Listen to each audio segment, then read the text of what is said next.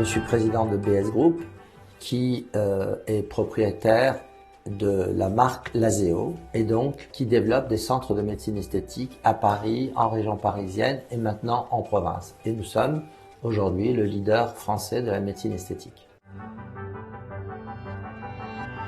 Le seul problème, c'était l'organisation. Vous savez que lorsqu'on développe un groupe, l'organisation, c'est quelque chose d'important. Et donc, il fallait trouver des locaux adéquats pour l'activité qui est la nôtre, c'est-à-dire des plateaux où on a des cabines avec des lasers, des appareils à ultrasons, des salles de soins où on peut faire des injections, etc.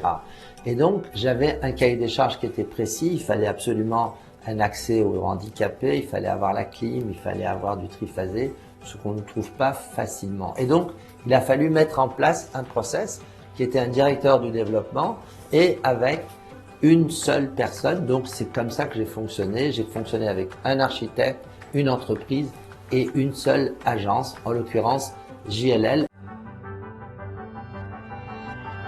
La solution trouvée par JLL, dans un premier temps, ça a été d'informer tous mes collègues de la recherche de Lazeo parce qu'il y avait un projet de développement qui était assez important. Dès qu'ils avaient une nouvelle offre, le but c'était de me l'envoyer tout de suite. Et moi, je fonctionnais par SMS avec le Dr Silam. Je lui envoyais une photo, l'adresse, le loyer et les caractéristiques un peu détaillées de l'offre. Il me répondait oui ou non.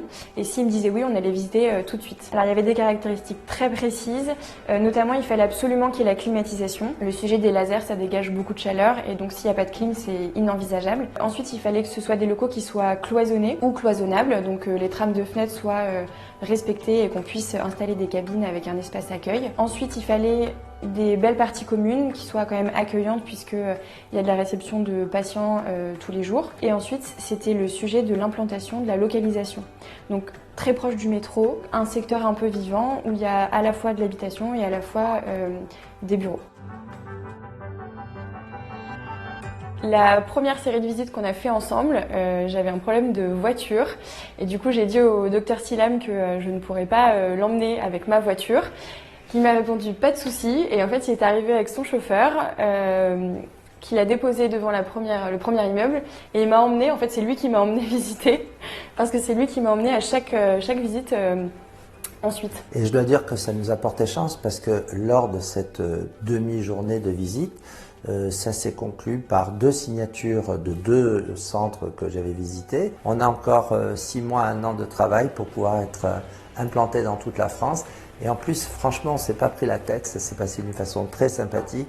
Et cette anecdote est significative d'un truc, c'est que ça s'est vraiment bien passé. Merci Laura et puis merci JLL.